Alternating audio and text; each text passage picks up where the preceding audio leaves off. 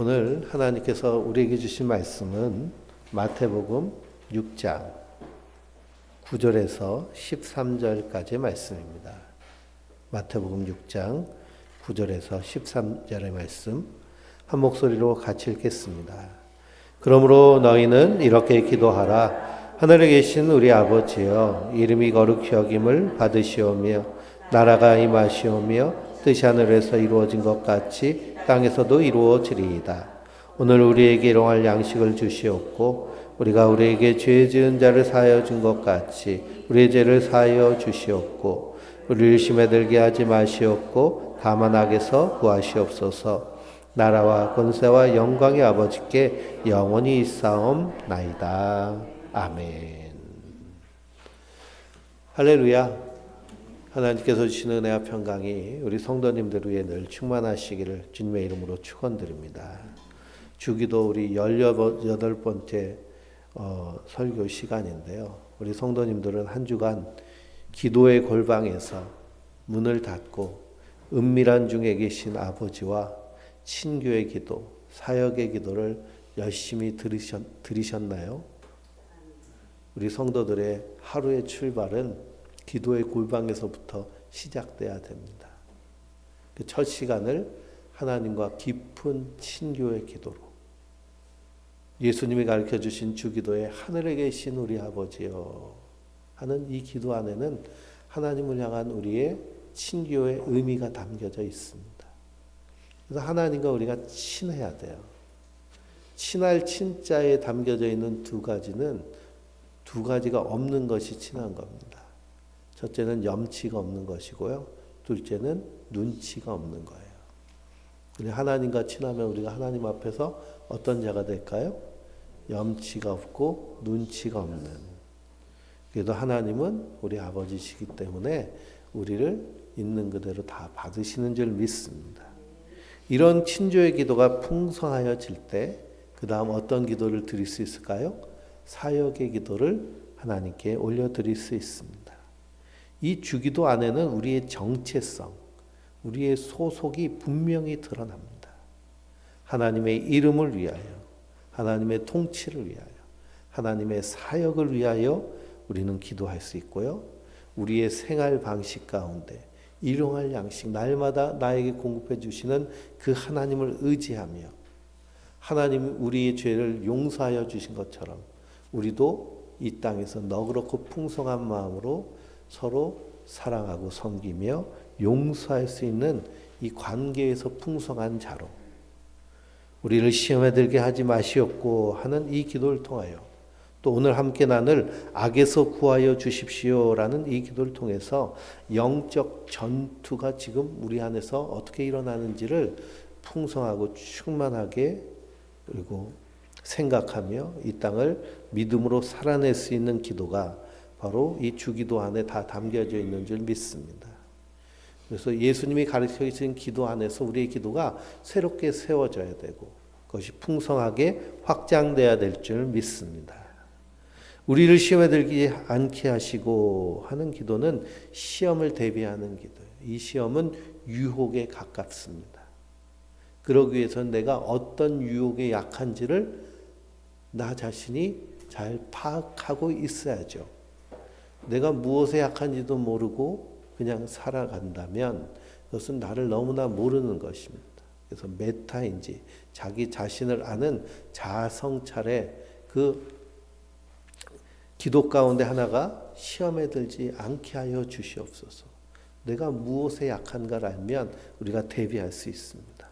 마귀는 그 약한 틈을 타서 끊임없이 우리를 유혹하고 넘어뜨려서 하나님과 멀어지게 하는 것이 마귀의 전략이기 때문이죠. 오늘 함께 나눌 악에서 구하여 주십시오라는 이 기도는 영적 전투를 위한 기도입니다. 먼저 여기서 악이라는 단어를 살펴볼 필요가 있는데요. 악이라고 그러면 우리가 추상적인 의미로 판단을 하고 생각합니다. 근데 너무 추상적이기 때문에 개인차가 너무 심합니다. 근데 새번역 성경에서 이 악을 번역할 때 그냥 악이라고 번역하지 않고 악한 자로 번역하는 곳이 많이 있습니다. 그러니 우리가 악을 생각할 때는 반드시 무엇과 연결해야 될까요? 악한 자. 이 악 뒤에는 사단 마귀가 역사하는데요. 하나님이 사람을 통해 일하시듯이 마귀는 누굴 통해 일할까요? 사람을 통해, 악한 자를 통해서 일합니다. 그러니 악한 자로 보는 것이 적절하죠.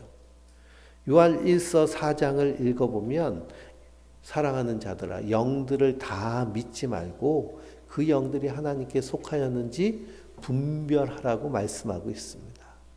우리가 영 하면 그 개념이 너무 피상적이고 영이 우리 안에 있다고 그러는데 우리는 영적인 존재라고 그러는데 그 개념이 막막합니다. 그래서 이 영이라는 개념을 생각할 땐 어떤 존재를 생각하면 될까요? 사람을 생각하면 돼요. 영들을 다 믿지 말고 라는 말을 다른 말로 번역을 하면 사람들을 다 믿지 말라는 거예요. 자기가 신령한 척, 영적인 척, 난 영적인 사람이야 이렇게 말하면서 온갖 미혹과 악행을 저지르는 악령들이 얼마나 많은지 모릅니다. 그 영이 누굴 통해서? 사람을 통해서 일한다는 사실이에요. 예수님이 요한복음 17장의 대제사장의 기도에서 세번역 성경에 이렇게 기도합니다. 내가 아버지께 비는 것은 그들을 세상에서 데려가시는 것이 아니라 악한 자들에게서 그들을 지켜주시는 것입니다. 라고 기도하세요. 그러니 예수님이 겟세마네 동산에서 십자가를 지시고 부활 승리하시고 승천하시면서 제자들과 성도를 위해서 기도하실 때 하나님 우리 제자들, 우리 성도들 빨리 데리고 갈게요 하고 기도하신 것이 아니라 아직 남겨져 있지만 악한 자들에게서 그들을 지켜주십시오 라고 기도하시는 겁니다. 그 왜 우리를 남겨두셨을까요? 우리가 이 땅에서 아직 해야 될 우리의 사명이 있기 때문에 그렇습니다. 그러니 악으로부터 지켜달라고 하는 기도는 결국 악한 자로 번역할 수 있습니다. 그리스도인의 대적인 사단을 영적 인격적인 실체로 분명히 성경 예수님은 말씀하셨어요. 그러니까 악이라는 것은 피상적인 것이 아닙니다. 하지만 안타깝게도 많은 그리스도인들이 사탄에 대해 막연하고 모호한 이미지를 갖고 있습니다. 아니면 이렇게 동화책에서 나오는 영화에서 나오는 것처럼 뿔과 꼬리 달리고 시퍼렇게 불타고 시커먼 그런 모습으로 생각을 합니다. 그래서 영화나 게임에서는 그런 악마의 모습을 많이 묘사를 하잖아요. 근데 사도 바울은 그 악마를 어떤 모습으로 우리에게 다가온다고 표현했을까요? 광명한 천사의 모습으로 우리한테 온다고 얘기를 합니다. 요한복음 예배소서 2장 2절을 보면 사도 바울은 그 실체에 대해서 아주 잘 얘기를 하는데요.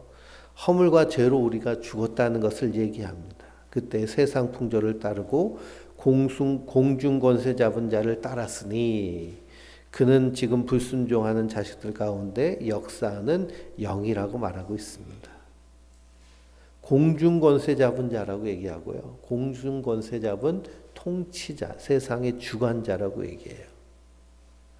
그리고 우리가 보이지 않는 이 영의 세계에서는 하나님의 나라와 어떤 나라가요?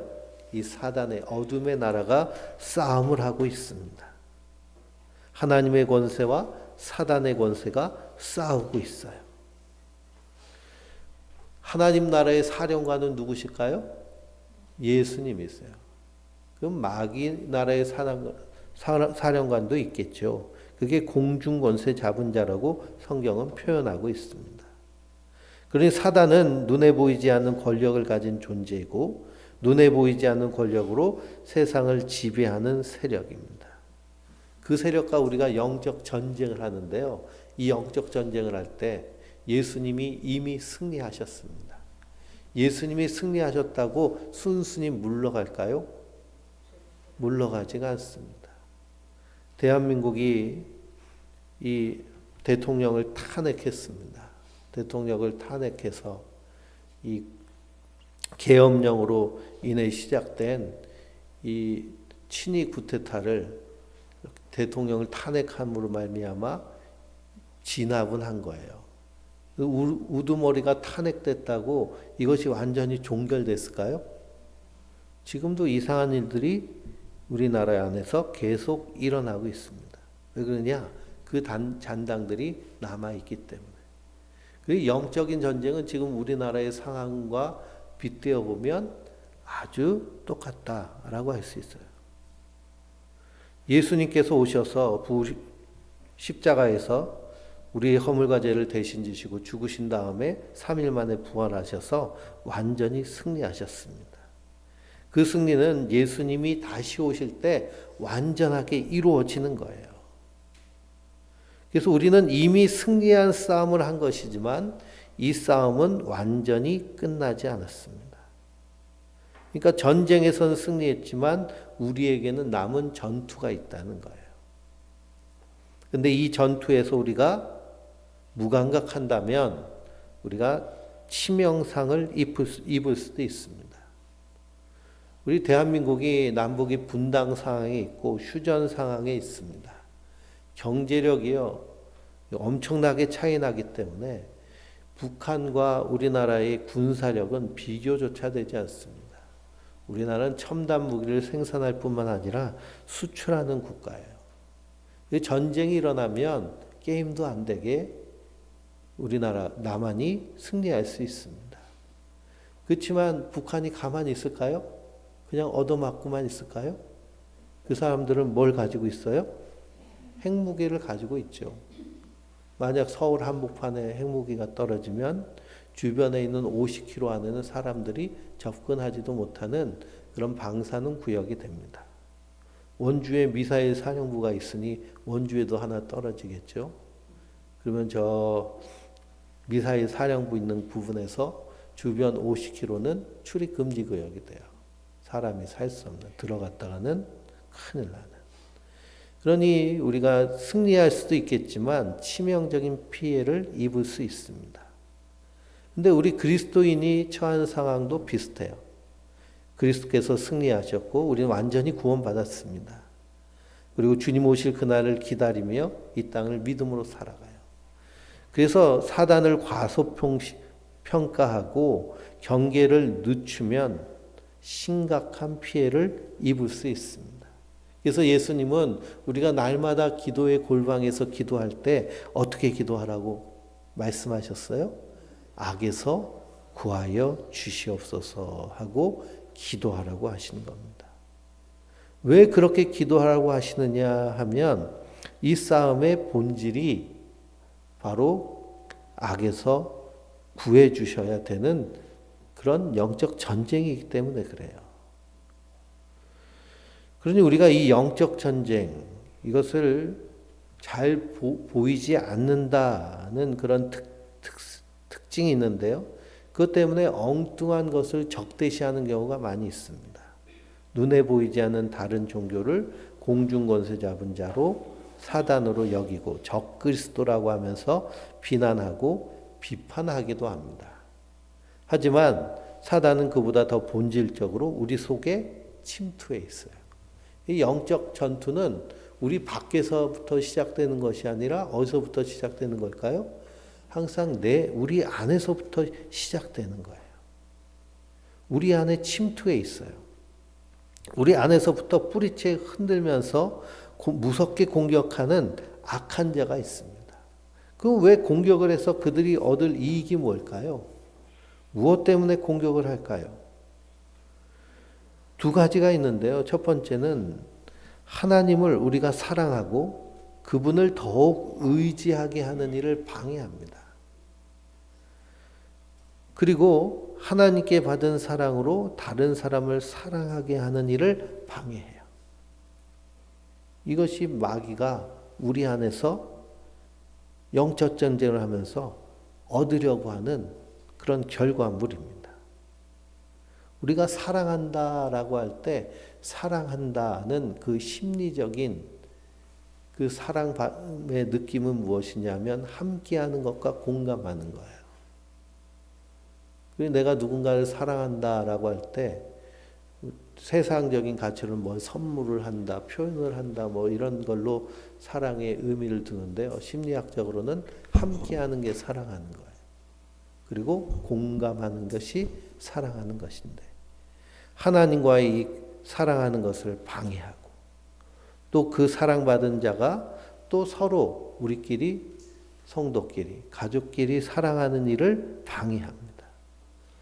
이 사단은 마음속에 깊이 들어와서 아주 교묘하게 작동하기 때문에 적인지 친구인지 구별하기도 힘들어요.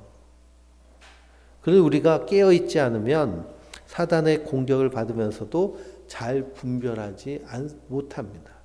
이 성경은 베드로 사도 같은 경우에는 이 영적 전쟁을 얘기하면서 항상 얘기하는 게 뭘까요? 깨어라, 근신하라. 근신하는 말은 다른 말로 하면 정신 차려라. 너 지금 뭐 하고 있는 상황이라는 거예요? 너 전쟁 중이야. 영적 전쟁 중이야. 우리가 깨어있지 않으면 우리 마음속에 들어와서 나를 흔드는 이 우상을 잘 보지 못합니다. 이 대표적인 우상 4가지가 있는데요. 첫째는 자기 중심주의입니다. 뭐든지 자기 중심. 내 이익인지 손해인지 본능적으로 계산하고 하나님을 사랑하고 이웃을 사랑하는 일은 당장 이익이 안 될 때가 있으니 뒤쪽으로 쭉 밀어놓습니다. 마귀는 계속 뭐라고 속삭이나요? 야, 너부터 챙겨. 네가 중요하지. 그러니 하나님 앞에 나아가거나 우리가 형제 자매를 섬기는 일이 생겨도 자기 자신의 문제에 매이게 만듭니다. 결국 하나님 사랑과 이웃 사랑을 실패하게 만드는 거죠.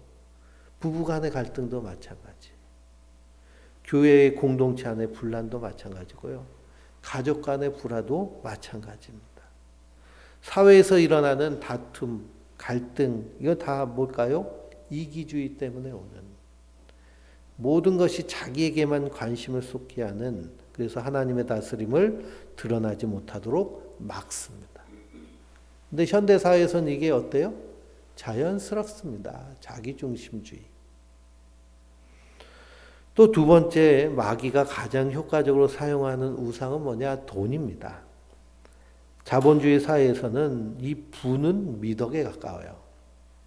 어떻게 돈 버는지는 둘째로 생각해도요. 많이, 빨리, 쉽게 부를 쌓으면 부러움을 쌓고 존경을 받고 관심을 받습니다. 돈으로 사람을 평가하고 돈으로 마음의 안정을 얻으려고 합니다. 큰 재산이 자신을 안전하게 지켜준다고 생각해서 조금이라도 더 모으려고 더 다오 애를 씁니다. 이런 일이 자본주의 사회에서는 정상처럼 여겨요.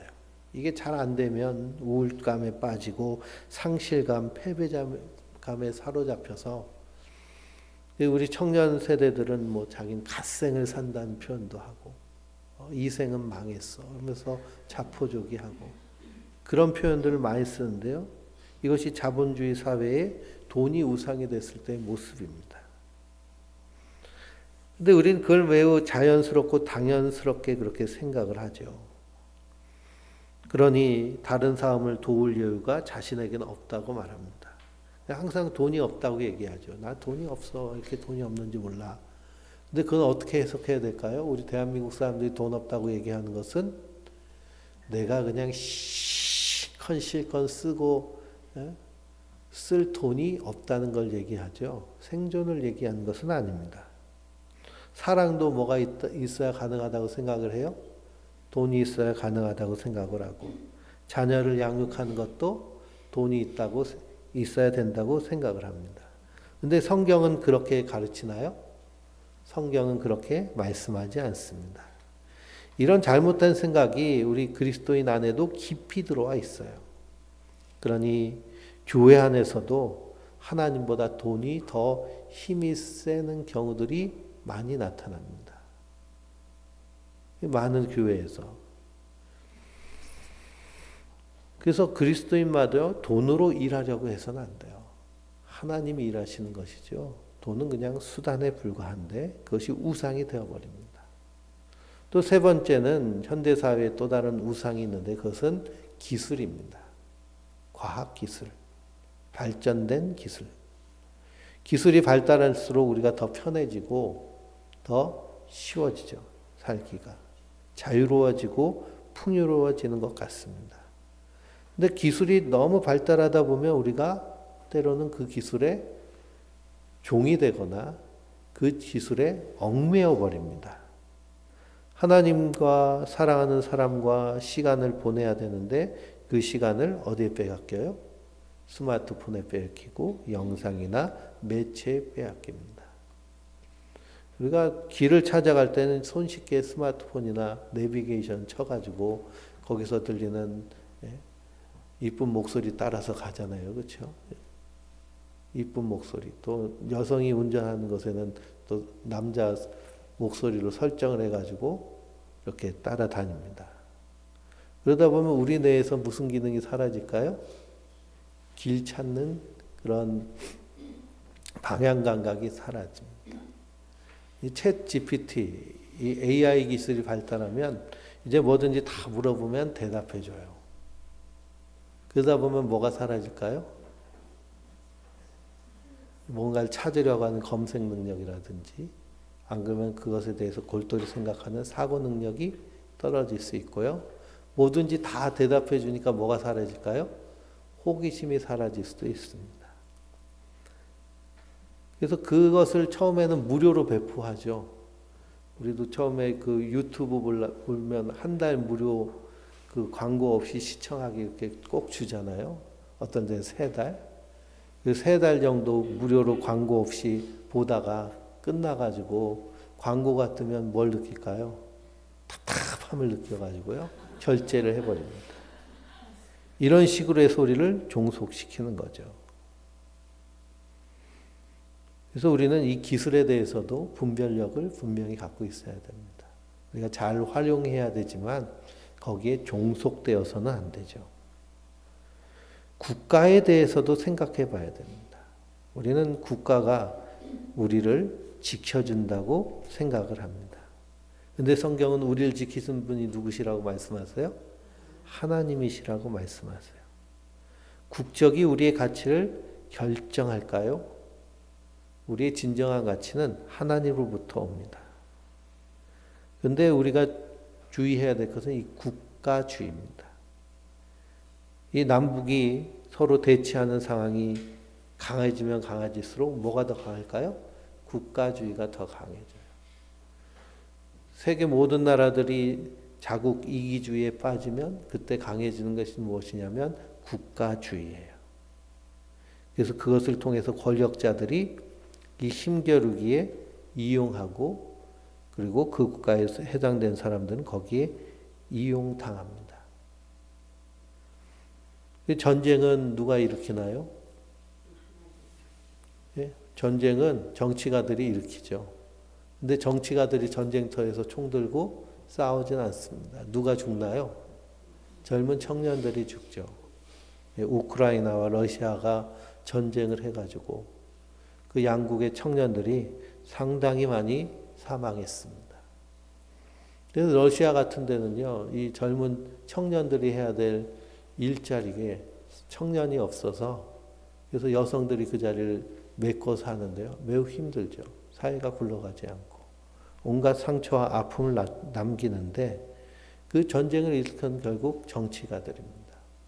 그리고 국가에 대한 인식도 우리가 어렸을 때부터 무조건적인 충성을 강요받았다면 국가론에 대한 생각도 그리스도인들은 좀 분명히 이렇게 세워져 있어야 됩니다.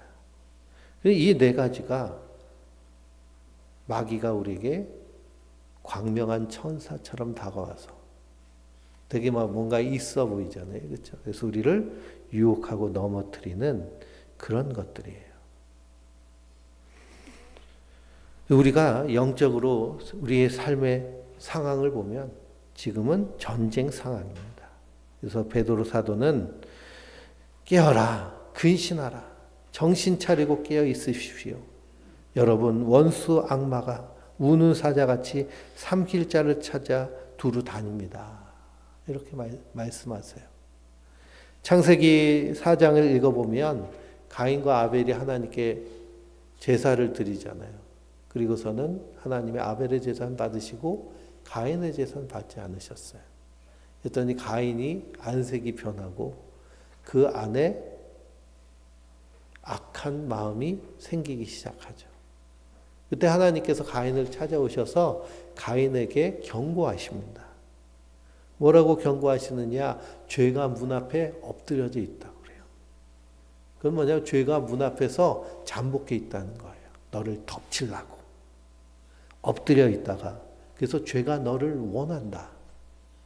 그러니 너는 죄를 다스려라 라고 하나님 말씀하세요. 근데 죄인인 인간이 죄를 다스릴 힘이 있을까요? 힘이 없어요. 그래서 예수님이 우리의 허물과 죄를 대신 지시고 그 값을 치르신 거예요. 죄가 우리에게 덮쳐오면, 악이 우리에게 덮쳐오면 우리는 그걸 이길 힘이 없습니다.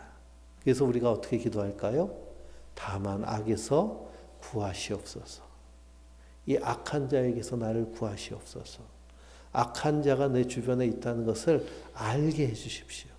그를 피하고 그를 멀리하게 하시고 그와 가까이 하지 않게 하시옵소서 하는 기도가 바로 이 기도 안에 담겨져 있는 것입니다. 영적 전투하는데 우리가 이 기도는 그래서 소극적인 기도가 아니에요. 악에서 우리를 구하시옵소서 하는 기도.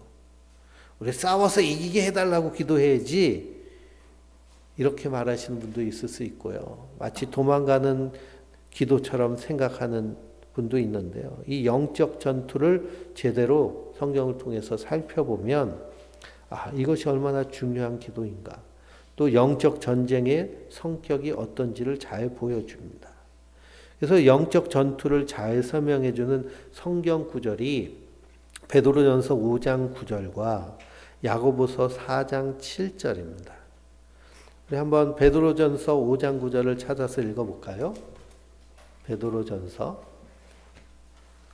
베드로전서가 어디 있는지는 아시죠? 베드로전서 성경책 뒤쪽에 요한계시록 요한 1, 2, 3서 앞에 베드로전서 5장 9절입니다.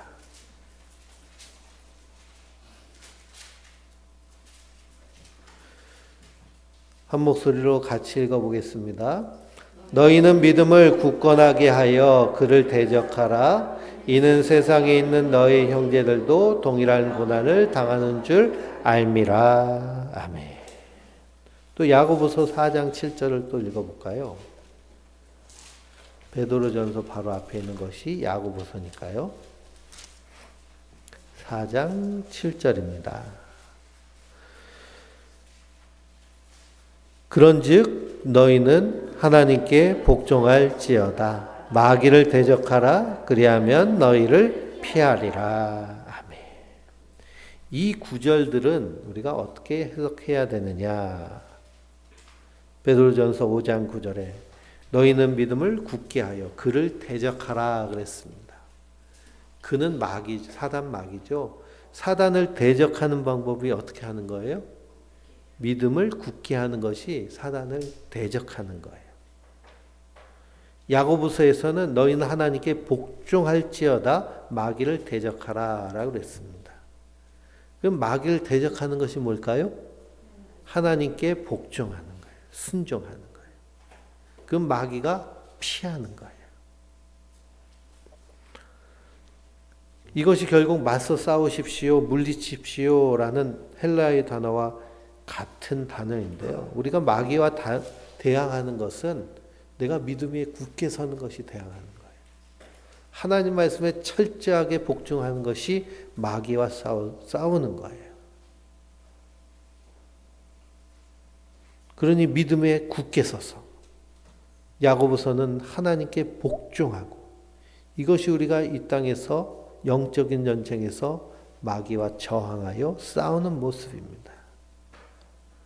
그러니 베드로 사도와 야고보 사도는 이 영적 전투의 본질을 꿰뚫어 보고 있는 거예요. 영적 전투의 승리는 우리에게 달려 있는 것이 아니라 우리의 주인 대신, 우리의 대장 대신 바로 하나님께 달려 있는 것입니다. 그래서 우리는 믿음 위에 굳게 서 있는 거예요. 하나님께 복종하는 거예요. 그래서 악에 저항하는 겁니다. 그럴 때 하나님께서 이 전쟁을 승리로 이끄십니다. 구약과 신약 전체에 나타나는 여호와의 전쟁의 특징이에요. 그러니 골리앗 앞에선 다윗이 뭐라고 소리쳤을까요? 너는 칼과 창으로 내게 나오지만 나는 만군의 여호와의 이름, 곧 내가 모독하는 이스라엘 군대의 하나님의 이름으로 내게 가노라 라고 말합니다. 믿음 위에 굳게 서서 하나님을 의지하고 그 전쟁의 자리에서 하나님의 이름으로 나아가는 것. 따라서 우리를 악에서 구하시옵소서 하는 기도는 소극적인 기도가 아닙니다. 적극적으로 악한 자에게 저항하는 사람이 이 싸움의 승패가 하나님께 달려 있음을 알고 믿음에 굳게 서서 하나님께 복종하며 드리는 기도예요. 그래서 이건 매우 담대한 기도고요. 궁극적인 승리의 비결을 아는 사람의 기도입니다. 이 기도를 잘못 이해하면 자신이 하나님을 대신하여 싸운다고 착각을 해요. 절대 아니죠.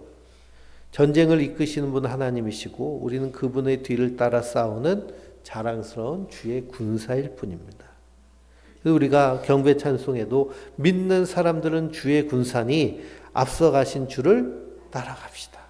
우리 대장 예수 길을 들고서 접전하는 곳에 가신 것 보라. 주님이 앞서 싸우시고 우리는 그 뒤를 따라가는 것이 우리의 싸움인 거예요.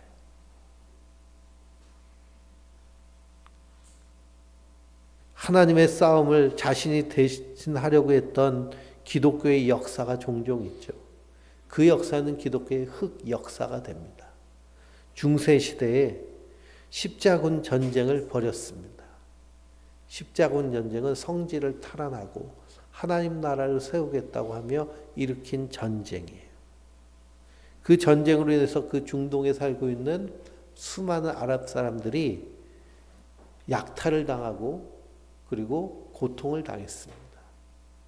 그래서 지금 그 아랍 국가에 가면요, 거기는 사거리가 없어요. 사거리를 다른 말로 무슨 로라고 하냐면 십자로라고 하잖아요. 다 로타리예요, 로타리. 뭐 때문에 사거리를 안 만들었을까요? 십자가 때문에 사거리를 안 만들어요.